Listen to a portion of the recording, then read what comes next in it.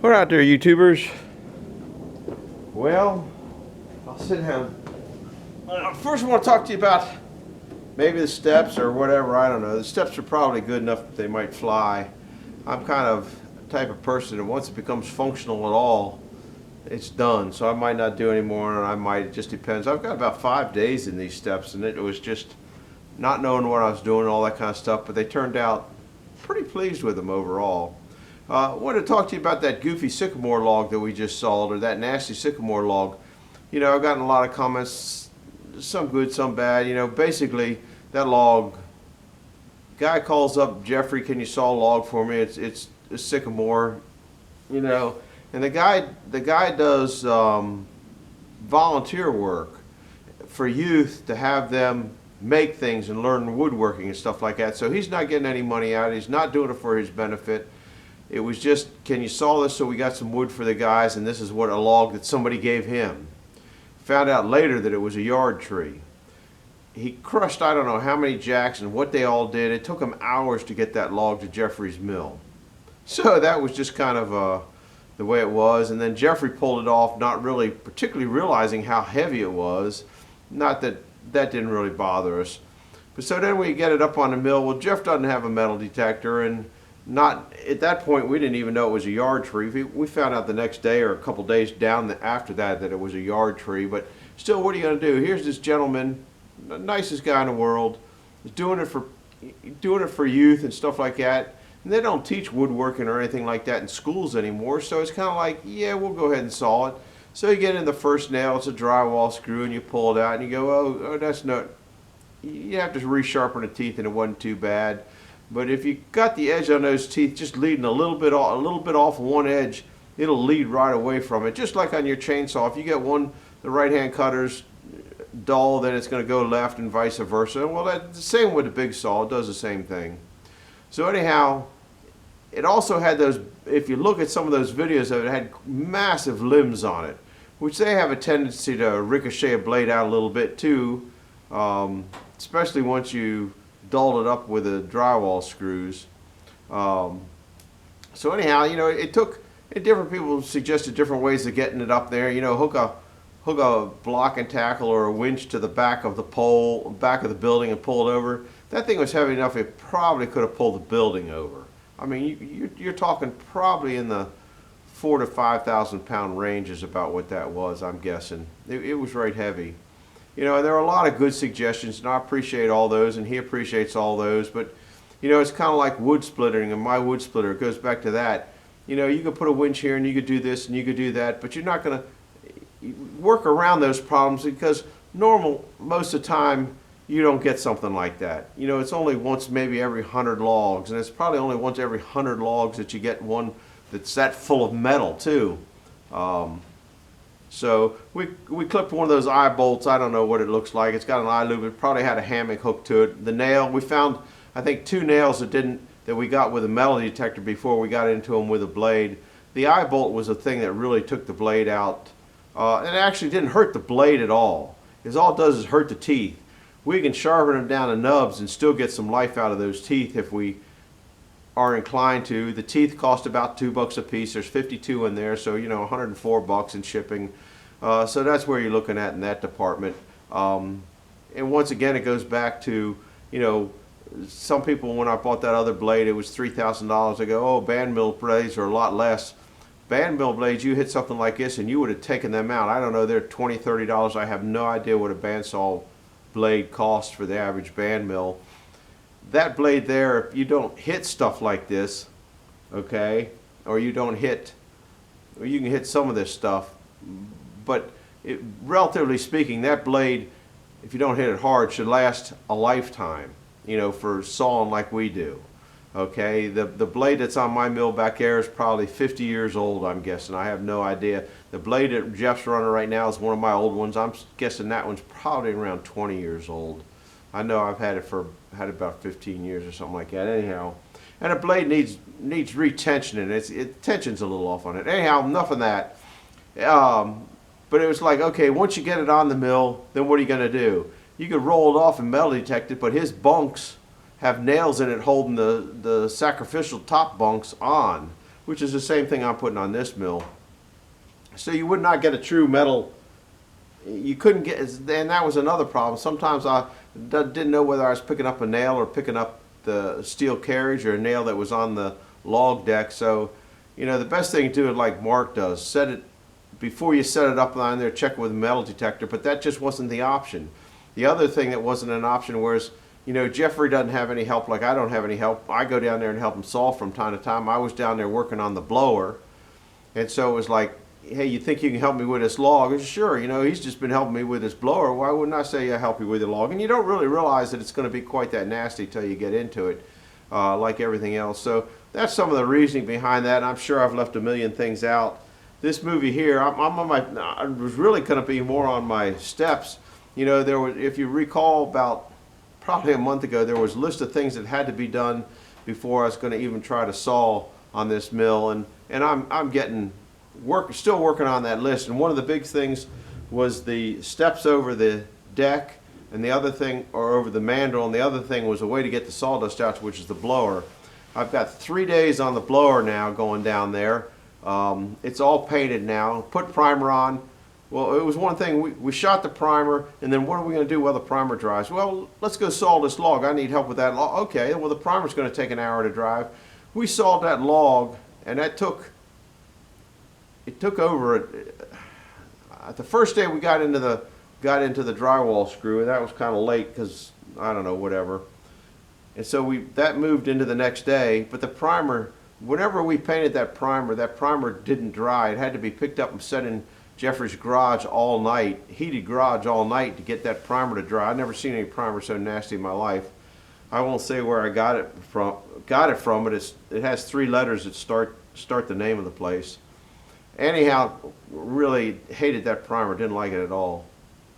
So then we painted it, and then it was, I don't know, back and forth, but ended up going down there for 3 days. A couple days we worked on that thing, so kind of pulled me away from this, but still doing stuff to get this done. Now we're waiting on parts for that blower. The parts, we got to make an adapter to go from the PTO to the blower shaft, and then we got to see if it works. Then if it works, we got to start designing some kind of sawdust thing in the hole to suck the sawdust out. Let me show you these steps that I've been working on. They're not done. This is what they look like. I'm going to take you off the tripod in a minute. I had to turn on my lights. My lights work pretty good down here. I'm going to take you off the tripod so I can show you some. I know it gets a lot. We got, on this side over here, they're bolted in. Okay, it's bolted into the, right here. You can hardly see them, it's getting dark. These are, I think, 10 by 3s. And these got bolted down. I kind of didn't like the bolt underneath sticking down, but I certainly don't want a bolt and that sticking up. The reason that I put these bolts, let me go to this other side. You can see all the bolts sticking out. The reason they're sticking out this way and they look like crap is because I didn't want any way that you could get your foot in on a bolt inside. I don't really think you could, but you know, it's right there. It's only about 3 or 4 inches in. You know, you can catch your foot on there. These things here, I cut a bevel on the bottom. I don't know if that shows, maybe it shows up this way, so it's a little more easier on the foot. I ran a router on all this stuff to make it try to be a little bit better. The top part here, these tops, I don't know if this is going to be the finish of it. Chances are, like I said, if you know me, once it becomes functional, then that's all it is. You can see a line on here. I'd like to cut this down at an angle, but I'm not sure that that'll ever happen. Might not. I don't know. But that's how that is. It's got what I was shooting for, and I did get it, is equal. It's 11 inches from the tip to there, or 12 inches to the support underneath, because these stick out an inch. Excuse me. So I got that on all of them, and so what I did is I worked my way to the center. So the deck turned out pretty good up here. That's about a 3-foot deck, 39 inches, I think what it is. But they're completely even from side to side. In other words, you go step on the normal ground, step here, step here, step here, step here. They're all equal, and the distance to the the distance to the center section is all equal too. So that was what I was going for on that. Had to take this, loosen that drive. Now that goes to the top saw, and I don't know, that has to get moved back over and rekeyed and put in place, so I'm not going to do that. I had to loosen it. Now the other problem that I got, the reason that I didn't put the bolts in here is because to put the bolts in over here, which is getting dark, I know, I can't get in here with a drill, so this whole set of steps has got to go that way so I can get the drill in there. And now I'm debating, well, maybe I won't even put them in there and leave it where it is. I think it's probably sturdy enough the way it is, but I have to take something and get these screws here. This board was here, and I liked it better over here because then it matched that other side, so that's why I moved it over here. I'll have to take those screws out. I really don't think it's going to affect the sturdiness of it, to be honest with you, so it might not get that. What else did I do? I routed the edges so it's a little easier on your hands until I do that. So now these boards here are not put in. You hear they're loose. Hear it?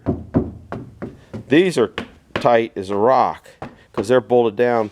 I might just go ahead and put bolts across there and tighten them down, but there's a little bit of high and low, so I'd have to shim them so they're all perfectly the same amount. So these turned out all real good up here. So that's the steps. I don't know what else to say. So that's where we're at. That's another blower that I got, hoping that I could put it in, and that kind of got not done. So that's probably a blower for the thing. There's the frick blower wheel, and there's a pulley that was on the mandrel to run that ran an edger probably, and there's still room over here to put an edger on if I want to come off this shaft here down in this area. This is all getting filled in, remember? So I could put an edger over there, and if I get one, there's not much point in having an edger if I can't take the wood off. If I got to edge it by myself anyway, then I might as well just edge it on the main saw. Anyhow, it's getting dark. Here's some of the trials and errors. I got sawdust in my throat. Excuse me. Anyhow, I wanted to get a video out, so that's a video kind of explaining why that ornery log was an ornery log and why we went ahead and sawed it. This is my steps. This is a bunch of stuff I still got to clean up, which was on that list. I know I got to find the list. I lost my list. That's how senile I am. And anyhow, the steps are turning out pretty good. I'll tell you what I don't like about them. Remember when you could walk through here and you could look at a pretty sawmill? You can't see it anymore. That's kind of upsetting to me. Might have to take them off. Anyhow, I'll probably leave this square part on here. Like I said, I got a line on there. I don't know if it's, yeah, I got a line on there where I might cut it off, but I don't know. I don't know exactly how to do that. I could probably cut that off, and I don't know. It would lose a lot of strength if I cut that off, but it also gains strength because it's not so far from the lower part. But right now it becomes functional, so I think it'll be all right. Anyhow, that's it for tonight. It's cold out here. It's hard working in the cold. It's 36 degrees right now, and well, that's about what it is. I got to get out of here. I get rambling on. Here's a nice view, though. I like this view better. Anyhow, that's it for tonight. Do me a favor, hit the like button and subscribe if you liked it, and send it to a friend. And if you didn't like it, send it to an enemy and annoy them the way I just annoyed you. So that's over and out for tonight. I'm going to go into the house and find my dinner, turn out the lights. The party is over. Are you ready? Yeah, it's getting kind of dark out here. Well, thanks for stopping by. Hit the like button and subscribe. Bye.